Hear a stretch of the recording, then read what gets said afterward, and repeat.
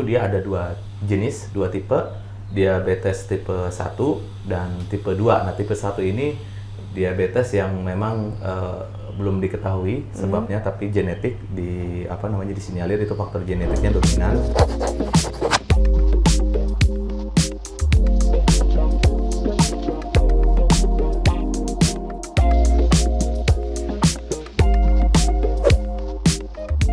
Hai, welcome back to Sita Entertainment. Nah, kali ini aku tuh mau bahas pertanyaan-pertanyaan dari netizen. Kemarin tuh ada nanya, Kak, kok aku usia muda udah diabetes ya? Terus kok aku tuh masih umur 19 udah kena kolesterol? How come? Kok bisa gitu ya? Nah, kebetulan kali ini saya kedatangan tamu nih. Salah satu dokter yang menurut saya hebat banget. Kan jarang ya, dokter trainer. Jadi dokter juga, pengusaha juga. Terima kasih ya dok, udah mau ngobrol-ngobrol bareng dok. Sama-sama, terima kasih. Dr. Gary Willianto. Ya, Yeay. Dok, makasih banyak atas waktunya ya dok ya. Boleh nih dok, sama atas undangannya Mbak Sita. kita jawab pertanyaan dari netizen nih dok. Dok, ini yang pertama nih dok ya. Apa sih dok penyebab dan gejala-gejala dari diabetes gitu dok? Kok banyak sih di usia muda gitu yang starting baru umur 21, terus 25, padahal masih bugar, masih fit, tiba-tiba kena diabetes gitu. Apa sih dok penyebabnya? Apakah turunan atau gaya hidup? Gimana tuh dok? Oke, baik Mbak Sita. Jadi memang sebetulnya sih kalau untuk diabetes di usia muda termasuk case yang jarang sebetulnya. Karena memang rata-rata terjadinya diabetes di usia muda itu karena faktor genetik lebih utama sebetulnya. Makanya diabetes itu sebenarnya kita pahami dulu, dia ada dua jenis, dua tipe, diabetes tipe 1 dan tipe 2. Nah, tipe 1 ini diabetes yang memang belum diketahui sebabnya, tapi genetik disinyalir itu faktor genetiknya dominan. Nah, untuk yang umum nih, yang banyak terjadi di masyarakat kita, itu terjadi diabetes tipe 2. Nah, memang mungkin kecenderungan misalnya kebetulan netizen banyak yang bertanya di usia muda, kok ada beberapa case kadar gulanya naik gitu. Mungkin mereka nggak sengaja cek, dan memang sekarang di zaman modern ini kan teknologi makin canggih ya, dan makin banyak alat-alat tes yang portable. Yang kita bisa temuin di apotik, bahkan di mall aja suka ditawarin, cek gitu. Nah, itu salah satunya mungkin secara screening akhirnya waktu netizen tadi tes, kok ternyata tinggi. Nah, bisa jadi sangat terpengaruh dengan mungkin di garis genetiknya, garis keturunannya, entah orang tuanya, entah kakeknya juga ada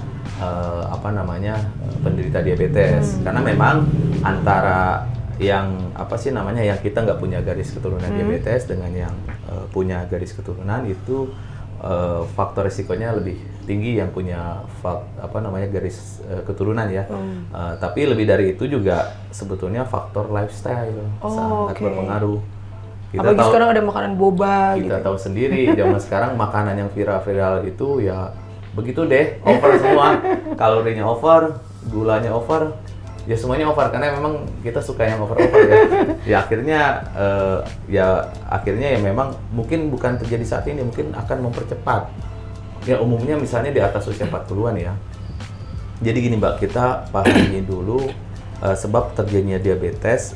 Diabetes itu kan kondisi apa sebetulnya? Nah, diabetes itu kondisi memang waktu dites kadar gula di atas normal. Nah, artinya di dalam darah si orang tersebut kadar gulanya lebih dari normal. Biasanya kalau sewaktu di atas 200. Nah, waktu kita makan gula, sebenarnya gula itu diperlukan ya untuk aktivitas kita sehari-hari, untuk aktivitas cepat kita memang butuh gula juga. Tetapi jikalau dia terlalu berlebih kita konsumsinya, misalnya kebutuhan gula harian itu kalau gula pasir aja, itu WHO pernah sampaikan itu 9 sendok takar teh yang itu loh. Iya, kalau gula pasir. Nah, sedangkan kalau kita ukur kayak itu total kebutuhan harian. Kalau kita berarti ukur, udah nasi itu ya dok? Nasi misalnya, terus boba. Di boba tadi kan biar ada rasa manisnya juga ada gula sirupnya juga. Betul. Kan. Wah, macam-macam deh, belum kita makan yang lain dan udah pasti itu lebih kadar gulanya. Nah, itu waktu kita konsumsi gula ada hormon insulin namanya yang bekerja untuk memecah gula tadi menjadi energi. Nah, kalau berlebihan hormon insulin itu istilahnya bekerja terus kan nah dia diproduksi itu di sel beta pankreas di sini. Nah, kalau mungkin terlalu over produksi insulinnya karena kita asupan yang terlalu tinggi tadi, dia akan menimbulkan resistensi insulin. Resistensi, jadi insulin itu kayak keseringan. Memang kompensasi kita makan karbohidrat, makan gula, apalagi yang gula sederhana itu akan mengeluarkan hormon insulin untuk memecah menjadi energi. Ya makin sering keluar mungkin ya makin resiko resistensinya Contohnya tinggi. misalnya makanan apa tuh dok? Nasi putih pasir? Iya, yang karbohidrat simplex tadi, yang simpel. Karbohidrat simpel itu ya gula pasir, nasi putih, tepung-tepungan, boba itu kan tapioka ya. Ya itu ya sangat mudah untuk diserap, dipecah untuk jadi energi. Tapi tadi kalau berlebihan ya pasti akan menimbulkan resistensi insulin yang lebih cepat. Ya, tapi izin dok, kalau yang kita ke mall ditawarin pakai alat-alat untuk cek gula darah itu akurat nggak ya dok ya sebenarnya? Atau harus ke klinik nih atau ke rumah sakit ketemu dokter gitu? Oke, saya jawab yang tadi tes tes glukosa sewaktu yang di mall-mall. Ya tadi kan itu karena memang teknologi makin maju, jadi alat mudah didapatkan. Nah itu untuk fase awal ya, fase screening, is oke lah, nggak ada masalah. Dan itu kalau misalnya nih, ya mungkin dalam tanda kutip kita nggak percaya 100% ya, kita harus istilahnya second opinion dengan tes lain. Nah misalnya nih, kita nggak sengaja tes, ternyata gulanya itu 210 misalnya, kita usianya masih di bawah 40 tahun, ya kita, wah itu udah menjadi warning juga sebetulnya. Nah kita langsung konfirmasi dengan tes yang di lab besar, yang diambil istilahnya lewat pembuluh darah vena, yang bukan di jari. Walaupun akurasinya sebenarnya nggak jauh-jauh banget, cuma ya kita untuk konfirmasi kadang-kadang juga butuh pemeriksaan kondisi. Itu kan tadi gula sewaktu ya, jadi diperiksa kapan aja habis makan, nggak pokoknya sembarang waktu. Makanya tes parameternya itu gula sewaktu. Nah kita bisa konfirmasi nanti dalam kondisi puasa, karena parameter gula puasa beda lagi, dia 126, 120-an lah. Nah itu yang terbaik malah sekarang harusnya kadar HbA1c dicek. HbA1c itu jadi semacam memprediksi kadar gula 3 bulan terakhir. Nah si HbA1c tadi itu bisa, misalnya gini, waktu kita di mall ketemu angkanya 210, itu kan udah di atas normal tuh. Nah itu bisa kita konfirmasi mungkin dengan HbA1c. Nah itu bisa memberikan gambaran kondisi glukosa kita berlebih nggak selama 3 bulan terakhir. Itu bisa menjadi konfirmasi yang lebih akurat. Itu malah lebih bagus lagi dok. Iya, tapi kita ini gimana sebenarnya? Betul, tapi sebenarnya nggak ada salahnya tuh dilakukan sewaktu-waktu di mall, di apotek, di mana nggak apa-apa. Minimal screening awal. Jadi tahu ya dok, kayak kalau ada screening awal udah tahu. Nah ini dok, gimana nih caranya nih untuk terutama generasi milenial nih dok, yang bahasanya jajan sembarangan nih, gimana cara pencegahannya nih dok? Selain kan kalau misalnya mengurangi makanan kayaknya berat ya dok ya, hidup cuma sekali gitu. Apa? Kalau olahraga juga kan lifestyle ya dok. Betul. Ada saran nggak dok? Kira-kira harus apa nih? Iya betul. Tadi kan hidup cuma sekali ya. Itu karena hidup cuma sekali memang harus dijaga baik-baik ya. Itu nasihat buat saya sendiri dan kita semua. Jadi memang kondisi sehat itu kan bukan kondisi gift ya, yang benar, kondisi sehat itu anugerah.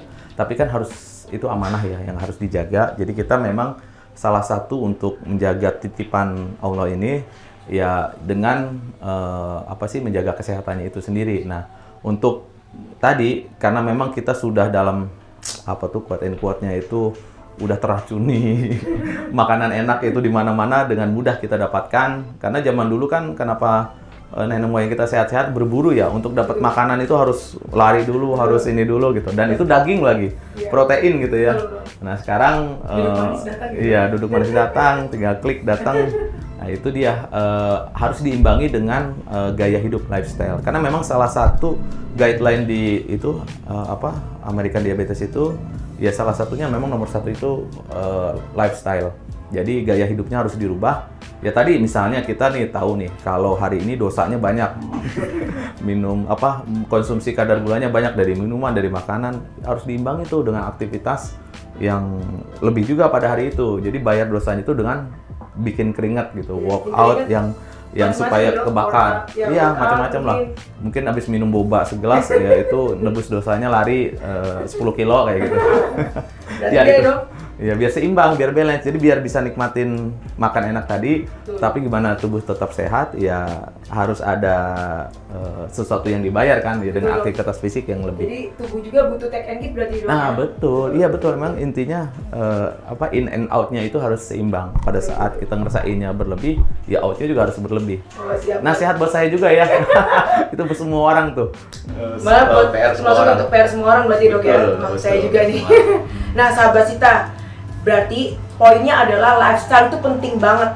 Gitu, lifestyle itu bisa dari jaga makan, dari workout, seperti dari tadi dokter Gary bilang bahwa kita cuma hidup sekali, berarti badan kita adalah amanah yang harus dijaga oleh dari Allah Subhanahu wa Ta'ala gitu. Nah, sahabat Sita, udah jelas kan bahwa kita itu harus menjaga lifestyle kita karena tubuh kita itu adalah amanah yang diberikan oleh Tuhan. Jadi, selain kita menjaga makan, kita juga harus workout, olahraga. Ya, misalnya jalan-jalan ringan kan. Yang penting kita tuh tetap menjaga tubuh kita. Nah, jangan juga lupa di-follow ya akunnya Dr. Hub nih. Ini salah satu aplikasi yang saya gunakan juga karena banyak banget fungsinya. Follow di IG-nya apa dok? Izin dok? Ya, Dr. Hub. Dr. Hub. Dr. Hub. Terus juga ada harus di-download juga nih aplikasinya ada di Android, ada di iOS, ada Nah. tinggal download. Di sana bisa menerima manfaat telemedicine, video call loh, bukan chat Nah dengan tuh, dokter. telemedicine. Kayaknya belum ada aplikasi yang kayak gitu. Jadi, gimana caranya kita menjaga tubuh kita? Salah satunya adalah harus download Dr. Hub. Oke? Thank you. Beda. Sehat semuanya.